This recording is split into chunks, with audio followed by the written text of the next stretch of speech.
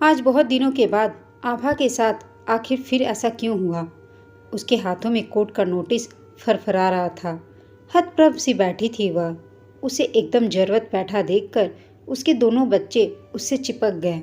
उनके स्पर्श मात्र से उसकी ममता का सैलाब उमड़ आया और आंसू बहने लगे। आंसुओं की धार उसके चेहरे को ही नहीं, उसके मन को भी भिगो रही थी। न जाने इस समय आभा कितनी भावनाओं की लहरों पर चढ़ उतर रही थी। घबराहट, दुख, डर, अपमान, असमंजस और भी न जाने क्या क्या झेलना बाकी है अभी उसे। संघर्षों का दौर है कि थमने का नाम ही नहीं ले रहा है। जब भी उसे लगता है कि उसकी ज़िंदगी में अब ठहराव आ गया है, सब कुछ सामान्य हो गया है, कि फिर कुछ उथल पुथल शुरू हो जाती है। दोनों बच्चों को अकेले पालने में आभा ने जो मुसीबतें झेली थीं, उनकी स्थितियों को समझने लायक बच्चे बड़े होने के बाद उसने सोचा था कि वे कम हो जाएंगी, और ऐसा हुआ भी था। उसकी बेटी पल्लवी 11 साल की हो गई थी और बेटा पल्लव 9 साल का। दोनों अपनी माँ की परेशानियों को न सिर्फ समझने लगे थे, वरन सच्चाई से अवगत होने के बाद उन्होंने अपने पापा के बारे में पूछना भी छोड़ दिया था। पिता की कमी वे भी महसूस करते थे, पर नानी और मामा से उनके बारे में थोड़ा बहुत जानने के बाद वे दोनों एक तरह से अपनी माँ की ढाल बन गए थे। वह नहीं चाहती थी कि उसके बच्चों को अपने पापा का पूरा सच मालूम हो, इसलिए कभी विस्तार से इस बारे में बात नहीं की थी। उसे अपनी ममता पर भरोसा था कि उसके बच्चे उसे गलत नहीं समझेंगे। कागज़ पर लिखे शब्द मानो शोर बनाकर उसके आसपास चक्कर लगा रहे थे। चरित्रहीन, चरित्रहीन है यह, चरित्रहीन है, इसलिए इसे बच्चों को अपने पास रखने का भी हक नहीं है। ऐसी स्त्री के पास बच्चे सुरक्षित कैसे रह सकते हैं? उन्हें अच्छे संस्कार कैसे मिल सकते हैं? इसलिए बच्चों की कस्टडी मुझे मिलनी चाहिए।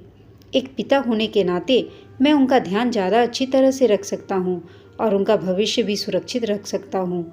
चरित्रहीन शब्द किसी हथौड़े की तरह उसके अंतस पर प्रहार कर रहा था। माँ को रोता देखकर पल्लवी ने कोर्ट का कागज माँ के हाथों से ले लिया। ज़्यादा कुछ तो समझ नहीं आया, पर इतना अवश्य जान गई कि माँ पर इल्ज़ाम लगाए जा रहे हैं। पल्लव, तू सोने जा, पल्लवी ने अपने भाई से कहा। तो वह बोला, मैं कोई छोटा बच्चा नहीं हूँ दीदी, सब जानता हूँ। हमारे पापा ने नोटिस भेजा है और वे चाहते हैं कि हम उनके पास जाकर रहें। ऐसा कभी नहीं होगा। मम्मी, आप चिंता न करें। मैंने टीवी में एक सीरियल में देखा था कि कैसे कोर्ट में बच्चों को लेने के लिए लड़ाई होती है। मैं नहीं जाऊँगा पापा के पास, और दीदी आप भी मत जाना। पल्लव की बात सुनकर आभा हैरान रह गई। सभी कहते हैं कि वक्त किसी को भी परिपक्व बना सकता है। मैं भी नहीं जाऊंगी उनके पास और कोर्ट में जाकर कह दूंगी कि हमें मम्मी के पास ही रहना है। फिर कैसे ले जाएंगे वे हमें? मुझे तो उनकी शक्ल तक याद नहीं। इतने सालों तक एक बार भी हमसे मिलने नहीं आए, फिर अब क्यों ड्रामा कर रहे हैं? पल्लवी के स्वर में रोष था। कोई गलती न होने पर भी वह इस समय बच्चों से आंख नहीं मिला पा रही थी। कितने गंदे शब्द लिखे थे नोटिस में। किसी तरह उसने उन दोनों को सुलाया। रात की कालिमा परिवेश में पसर चुकी थी। उसे लगा कि अंधेरा जैसे धीरे धीरे उसकी ओर बढ़ रहा है।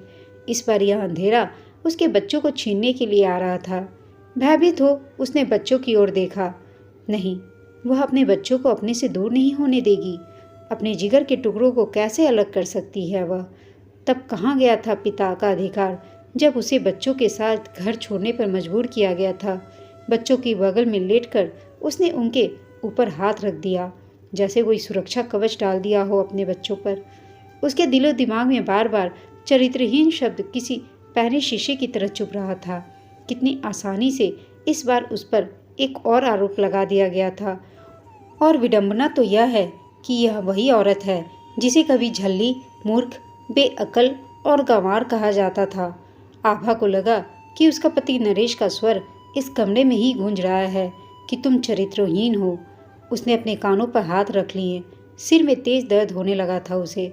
समय के साथ शब्दों ने नया रूप ले लिया, पर शब्दों की व्यूह रचना तो बरसों पहले ही हो चुकी थी। अचानक तुम गंवार हो, तुम गंवार हो शब्द गूंजने लगे। आभा घिरी हुई रात के बीच अतीत के गलियारों में भटकने लगी। माँ बाप ने तुम जैसी गंवार मेरे पल्ले बांध मेरी जिंदगी खराब कर दी।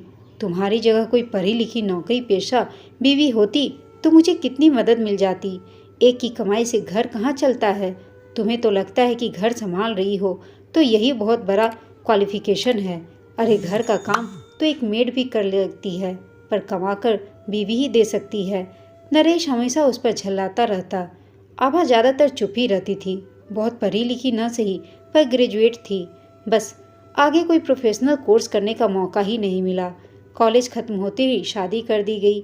सोचा था शादी के बाद पढ़ेगी, पर सास ससुर, देवर ननद और गृहस्थी के कामों में ऐसी उलझी कि अपने बारे में सोच ही नहीं पाई।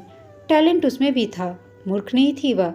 कई बार उसका मन करता कि चिल्लाकर एक बार नरेश को चुप ही करा दे, पर सास ससुर की इज्जत का मान रखते हुए उसने अपना मुंह सी लिया। घर में विवाद हो यह वह नहीं चाहती थी, मगर मन ही मन ठान जरूर लिया था कि वह पढ़ेगी और स्मार्ट बनकर दिखाएगी। स्मार्ट यानी मॉडर्न, और वह भी कपड़ों से। ऐसा नरेश क्या सोच था, पर वह स्मार्टनेस सोच में लाने में विश्वास करती थी। जल्दी जल्दी 2 बच्चे हो गए तो उसकी कोशिशें फिर ठहर गई। बच्चों की अच्छी परवरिश प्राथमिकता बन गई, मगर खर्चे बढ़े तो नरेश की झल्लाहट भी बढ़ गई। बहन की शादी पर लिया कर्ज, भाई की पढ़ाई और माँ बाप की भी जिम्मेदारी।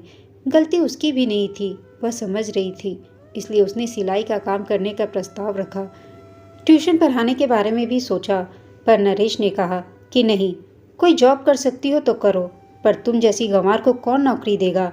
बाहर निकलकर वर्किंग वूमेन को देखो, क्या बढ़िया जिंदगी जीती हैं वे। पति का हाथ भी बटाती हैं और उनकी शान भी बढ़ाती हैं। आभा सचमुच चाहती थी कि कुछ करे, मगर वह कुछ सोच पाती उससे पहले ही विस्फोट हो गया। निकल जा मेरे घर से और अपने इन बच्चों को भी ले जा। मुझे तेरी जैसी गंवार की ज़रूरत नहीं। मैं किसी नौकरी पेशा से शादी करूँगा। तेरी जैसी फूहर ही मुझे कोई ज़रूरत नहीं है। सख्ती में आ गई थी वह। फूहर और गंवार मैं हूँ कि नरेश? कहीं नहीं पाई वह। सास ससुर के समझाने पर भी नरेश नहीं माना और उसे बाहर निकाल दिया। उसके खौफ से सभी डरते थे। उसके चेहरे पर उभरे एक राक्षस को देखकर वह उसी समय डर गई थी। सोचा कुछ दिन बीत जाएंगे तो उसका गुस्सा शांत हो जाएगा और वह वापस आ जाएगी। 2 साल की पल्लवी और 1 साल के पल्लव को लेकर वह घर की डेहरी के बाहर पांव रखी। तब उसे क्या पता था कि नरेश का गुस्सा कभी शांत ही नहीं होगा। मायके में आकर भाई भाभी की मदद व स्नेह पाकर उसने ह्यूमन रिसोर्स मैनेजमेंट की पढ़ाई की। फिर जब एक कंपनी में उसे नौकरी मिली तो लगा अब उसके सारे संघर्ष खत्म हो गए। बच्चों को अच्छे स्कूल में डाल दिया, खुद का किराए पर घर ले लिया। इतने सालों बाद फिर से यह झंझावत कहाँ से आ गया? यह सच है कि नरेश ने तलाक नहीं लिया था, पर सुनने में आया था कि किसी पैसे वाली औरत के साथ वह रह रहा है। सास ससुर गांव चले गए थे और देवर अपना घर बसाकर दूसरे शहर में चला गया था। फिर अब बच्चे क्यों चाहिए उसे? वह इस बार हार नहीं मानेगी, वह लड़ेगी अपने हक के लिए, अपने बच्चों की खातिर। आखिर कब तक उसे नरेश के हिसाब से स्वयं को सांचे में ढालते रहना होगा? उसे अपने अस्तित्व की लड़ाई तो लड़नी ही होगी। आखिर कैसे वह जब चाहे जैसा मर्जी इल्ज़ाम लगा सकता है, और फिर किस हक से? अब वह तलाक लेगी नरेश से। अदालत में जज के सामने खड़ी थी आभा और कह रही थी, मैं अपने बच्चों को किसी भी हालत में इसे नहीं सौंप सकती हूँ। मेरे बच्चे सिर्फ मेरे हैं। पिता का कोई दायित्व कब निभाया है इस आदमी ने? उसने कहा, तुम्हारी जैसे महत्वाकांक्षी, रातों को देर तक बाहर रहने वाली, ज़रूरत से ज़्यादा स्मार्ट और मॉडर्न औरत के साथ बच्चे कैसे सुरक्षित रह सकते हैं? पुरुषों के साथ मीटिंग के बहाने बाहर जाती है, उनसे हंस हंस कर बातें करती है। मैंने इसे छोड़ दिया तो क्या यह अब किसी भी आदमी के साथ घूमने के लिए आज़ाद है? जज साहब, मैं इसे अभी भी माफ़ करने को तैयार हूँ। यह चाहे तो वापस आ सकती है, मैं इसे अपना लूँगा। नरेश ने जज साहब के सामने कहा। आभा ने कहा, नहीं, कभी नहीं। तुम इसलिए मुझे अपनाना चाहते हो ना क्योंकि मैं अब कमाती हूँ। तुम्हें उस अमीर औरत ने बेइज्जत करके घर से बाहर निकाल दिया है और तुम चाहते हो कि मैं तुम्हें कमाकर खिलाऊं। नरेश, मैं तुम्हारे हाथों की कठपुतली बनने को तैयार नहीं हूँ और न ही तुम्हें बच्चों की कस्टडी दूंगी। हाँ, तुमसे तलाक जरूर लूँगी। जज साहब, अगर बच्चों को अच्छी ज़िंदगी देने के लिए मेहनत कर पैसा कमाना चरित्रहीनता की निशानी है तो मैं चरित्रहीन हूँ। जब मैं घर की देहरी के अंदर खुश थी तो मुझे गंवार कहा गया।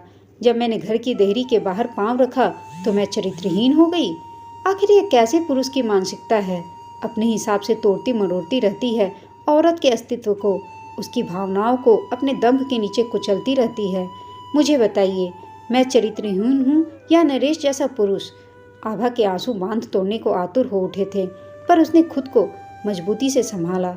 मैं तुम्हें तलाक देने को तैयार नहीं हूँ। तुम भिजवा दो तलाक का नोटिस। चक्कर लगाती रहना।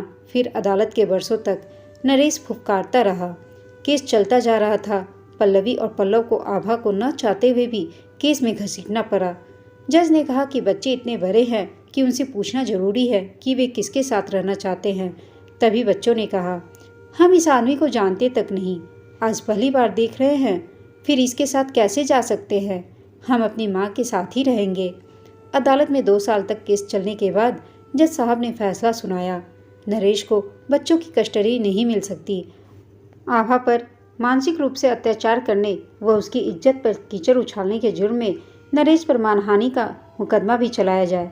ऐसा घृणित सोच वाले पुरुष ही औरत की अस्मिता को लहूलुहान करते हैं और समाज में उसे सम्मान दिलाने के बजाय उसके सम्मान को तार तार कर जीवन में आगे बढ़ने से रोकते हैं।